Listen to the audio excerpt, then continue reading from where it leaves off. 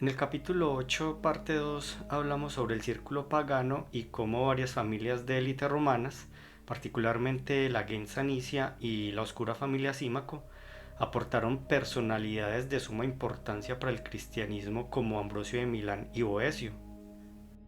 Sabemos que Boecio es reconocido como el primero de los filósofos escolásticos.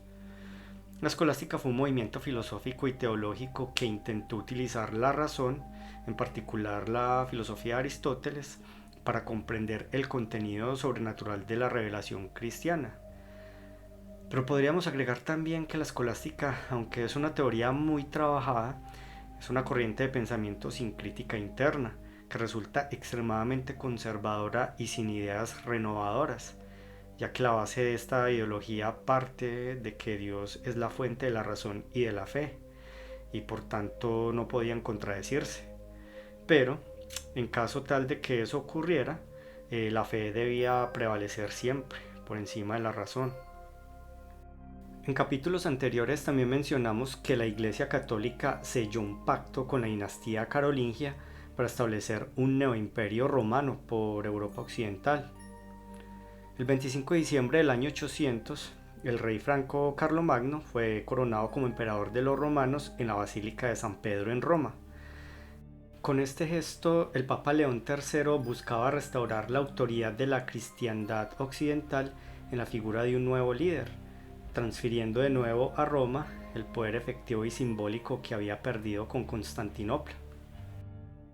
La coronación de Carlomagno como emperador fue ante todo una cuestión de conveniencia entre él y el Papa León III, ya que Carlomagno, que en ese momento había ampliado desmesuradamente el reino franco por medio de las armas, necesitaba la autoridad moral que solo el Papa le podía conceder para mantener el control del territorio. Por su parte, el Papa León III requería de un protector poderoso que garantizara a las élites romanas mantenerse al frente de la Iglesia y así tener el camino libre para completar todo el plan que el culto a Saturno había fraguado desde antes de la caída de la parte occidental del Imperio Romano. ¿Cuál es ese plan? Veamos con atención esto que viene a continuación.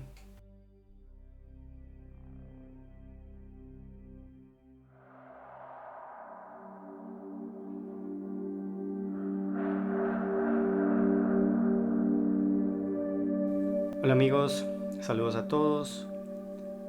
Benito de Nursia nació en el año 480 de nuestra era en el seno de la gens Anicia. Fue un monje católico considerado el primer promotor de la vida monástica en Occidente y venerado como santo por la Iglesia Católica, la Iglesia Ortodoxa y la Luterana. Fundó la Orden de los Benedictinos, cuyo fin era establecer monasterios basados en la autarquía, es decir, unidades multioperacionales autosuficientes al servicio de la Iglesia de Roma. Los monasterios cristianos son también llamados abadías, regidas por un abad, y prioratos, regidos por un prior. Usualmente los miembros de una comunidad monástica adoptan un determinado cuerpo de normas para su convivencia. A este conjunto también se le llama la regla, y junto con otros aspectos organizativos e institucionales, definían al monje una pertenencia específica a una orden monástica. La iconografía de Benito de Nursia es especialmente particular.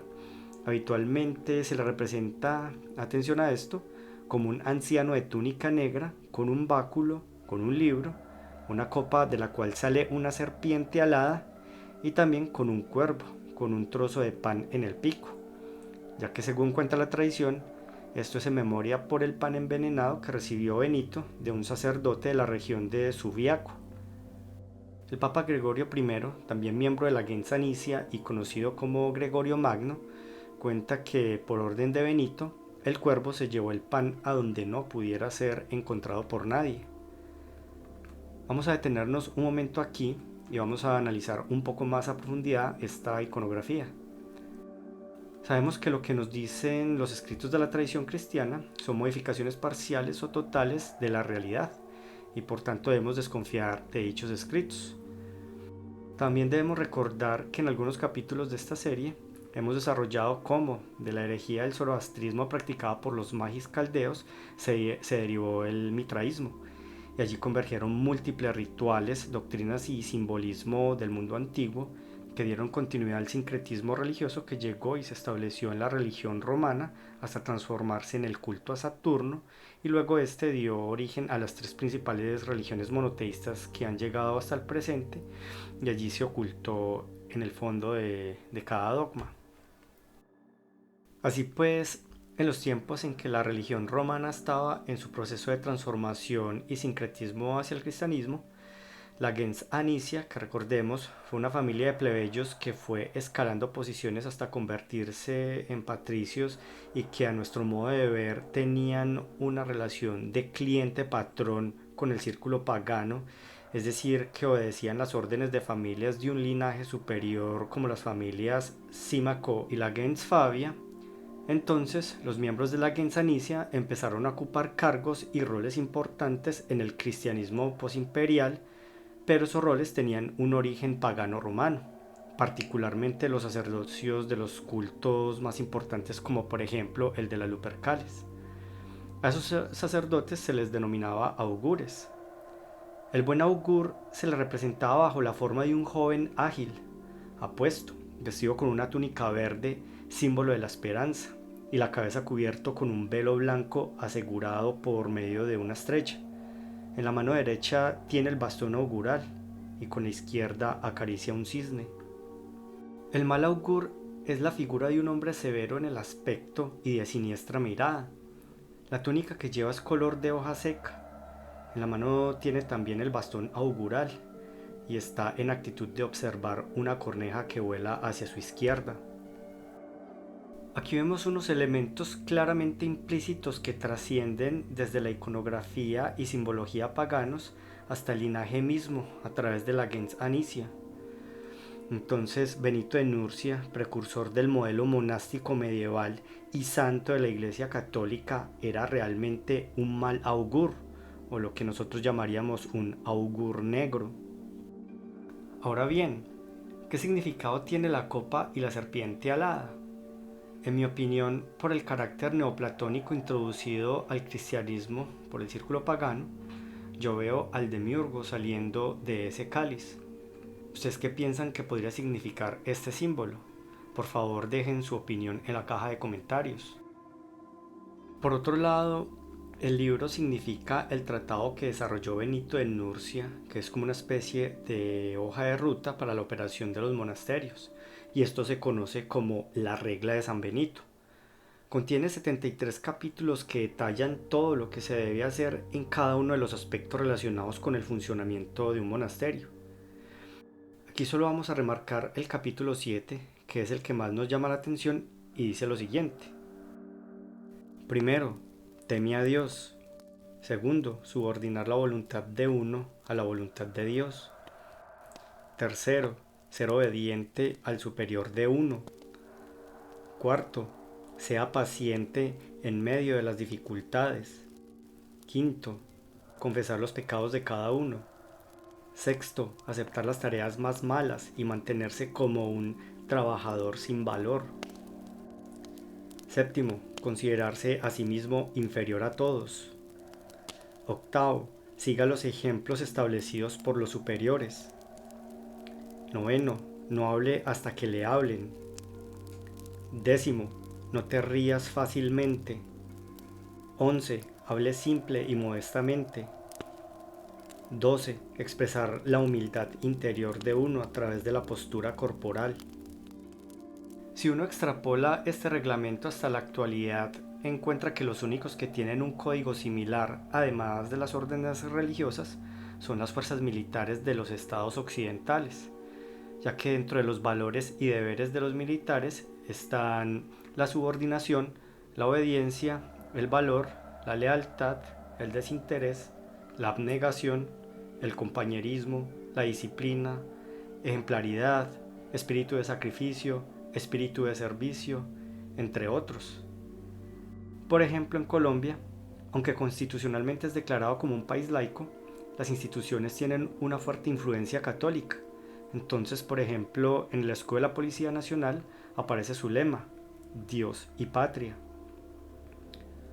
Todo esto y junto a otros componentes se conforma la llamada doctrina militar. Entonces los monasterios que impulsó Benito de Nursia eran unidades tácticas distribuidas por el territorio y formadas por compañías con personal entrenado y subordinado, es decir, eran batallones en pañales. Así nació entonces la Orden de los Benedictinos, y unos años después Carlomagno, cumpliendo el pacto con la Iglesia Católica en cabeza de las élites patricias del ex Imperio Romano de Occidente, ordenó la promoción y propagación de los monasterios, o si se quiere, de batallones, por todo el Imperio Carolingio. Así se puede decir entonces que Benito de Nursia contribuyó decididamente a la evangelización cristiana de Europa, razón por la cual la Iglesia Católica lo ha declarado patrón de Europa. Carlomagno muere en el año 814 y a partir de ese momento empieza la decadencia de la dinastía carolingia. Por otro lado, luego de consolidada la red de prioratos y monasterios dentro del territorio carolingio, fue creada, bajo sometimiento de la Santa Sede, la famosa y prestigiosa Orden de Cluny el 11 de septiembre del año 910. A finales del siglo X, la orden ya era un verdadero imperio monástico con más de 2000 monasterios, entre los que se encontraban los considerados más grandes e importantes de la época. Muchos papas y legados pontificios procedían de la orden de Cluny. Gracias a esto, la orden contaba con un gran apoyo por parte de la alta aristocracia, también del emperador y de los obispos. Pero en una época marcada por el desmoronamiento de las estructuras carolingias y el desmantelamiento laico, no se pudo contar plenamente con la protección de la aristocracia, y entonces la orden se alió con otros señores y personalidades, de tal manera que pudo adquirir la fuerza suficiente para llegar con gran influencia y poder hasta el siglo XII. Desde la muerte de Carlomagno hasta el año 960, la división política del imperio tuvo varias modificaciones y se puede decir que sufrió una fragmentación a causa de los conflictos entre los descendientes carolingios por hacerse con el poder total. Pero la dinastía sajona, que gobernaba en lo que en aquella época se conocía como la Francia Oriental, buscó el apoyo de los líderes de Alemania, Baviera, Franconia y de la misma Sajonia, y eligieron a Otón I como rey de Aquisgrán en el año 936. Unos años más tarde, en el 962, Otón I sería coronado emperador con vocación de renovar el antiguo imperio carolingio, y así nace el primer Reich, es decir, el Sacro Imperio Romano Germánico. A lo largo de este periodo de transformación, desde el imperio carolingio hasta el Sacro Imperio, sucesivas reformas monásticas fueron actualizando la columna vertebral del monacato occidental. Surgen entonces nuevas órdenes religiosas y con la situación de alta inseguridad, tanto en las fronteras como al interior del territorio, hace que el sistema feudal se consolide y asimismo la figura del caballero. Los caballeros nacieron de la necesidad de defender los dominios feudales, ya fueran de nobles o eclesiásticos, contra toda clase de enemigos, incluyendo los pillajes y rapiñas y los salteadores de caminos. Los caballeros defendían los intereses de aquellos de quienes dependían, es decir, de los señores que les mantenían, lo que entre otras cosas suponía garantizar el cobro de impuestos a los campesinos. Los caballeros se encontraban entre los miembros más elegantes y mejor educados de la sociedad. Sin embargo, alcanzar esta elevada posición se convirtió en un reto cada vez mayor a medida que avanzaba la Edad Media, ya que la élite deseaba mantener la exclusividad de su estatus. Los requisitos para convertirse en caballero incluían haber nacido en una familia aristocrática, haber tenido formación desde la infancia, tener dinero para armas, caballos y escuderos, y conocer las reglas de la caballería. La buena apariencia, las ropas finas, un escudo de armas llamativo y la capacidad de recitar poesía y canciones eran extras, opcionales, pero muy deseables si se quería llegar a lo más alto de este nivel de élite de la sociedad medieval. De este concepto social y político se trasciende a lo religioso. Entonces surge la figura del caballero cristiano y de las órdenes militares de caballeros cristianos. Con la realización de la primera cruzada del año 1095 al 1099 nacen las primeras órdenes militares, tales como la Soberana Orden Militar y Hospitalaria de San Juan de Jerusalén, de Rodas y de Malta. más conocida como la Orden de los Hospitalarios o simplemente la Orden de los Caballeros de Malta, la Orden del Santo Sepulcro de Jerusalén, la famosísima Orden de los Pobres Caballeros de Cristo del Templo de Salomón, también conocida como la Orden del Temple o simplemente los Caballeros Templarios. Alrededor del año 1215 nace la Orden de Predicadores, conocida también como Orden Dominicana, y sus miembros son conocidos como dominicos. Esta orden fue una de las más destacadas en persecución y brutalidad en la Inquisición medieval. No tenían consideración ni siquiera con sus propios hermanos, como quedó patente en la detención, tortura y ejecución de Giordano Bruno. En 1542 nace la Sagrada Congregación de la Romana y Universal Inquisición, que después, en el año 1908, Pío X reorganizó y cambió su nombre a Sagrada Congregación del Santo Oficio. En 1988, con la Constitución Apostólica Pastor Bonus sobre la Curia Romana, Juan Pablo II redefine nuevamente su estructura, especificando las funciones, las competencias y las reglas, y finalmente cambia su nombre a Congregación para la Doctrina de la Fe. Joseph Ratzinger, mejor conocido como el Papa Benedicto XVI, es miembro de esta orden. La Compañía de Jesús, cuyos miembros son comúnmente conocidos como jesuitas, es una orden religiosa de la Iglesia Católica fundada en 1534. Con más de 15.000 miembros, es la mayor orden religiosa católica hoy en día. Su actividad se extiende, además de lo religioso, a numerosos campos como el educativo, el social, intelectual, científico, económico, político y militar. Su rol en la evangelización de América fue fundamental, y desde la época de la conquista hasta la actualidad cuenta con múltiples instituciones, universidades y colegios por todo el continente, formando personalidades que ocupan cargos importantes de todo tipo, tanto públicos como privados, y combinado con su sofisticado sistema de inteligencia militar, es uno de los organismos más poderosos e influyentes del planeta. Dentro de la Iglesia Católica tenían un juramento de jamás ocupar el cargo de papa. Algo pasó, y Jorge Mario Bergoglio, conocido como el Papa Francisco, es el primer papa jesuita de la historia. El líder de los jesuitas tiene el cargo de superior general de la Compañía de Jesús. Es común que se le denomine Padre General, y debido a que los jesuitas son una orden religiosa muy influyente en la Santa Sede, este cargo ha recibido el apelativo de Papa Negro, nombre que procede en parte del color de las sotanas que visten todos sus miembros, en contraste con la vestimenta blanca del Papa. Actualmente en el cargo está el venezolano Arturo Sosa Abascal, hijo de quien fuera un destacado empresario venezolano que estuvo vinculado a importantes empresas financieras e industriales.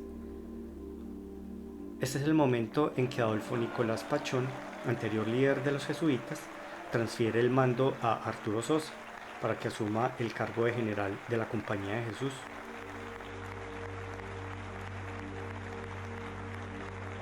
Aquí, claramente, en el saludo, podemos evidenciar que no son religiosos, son militares.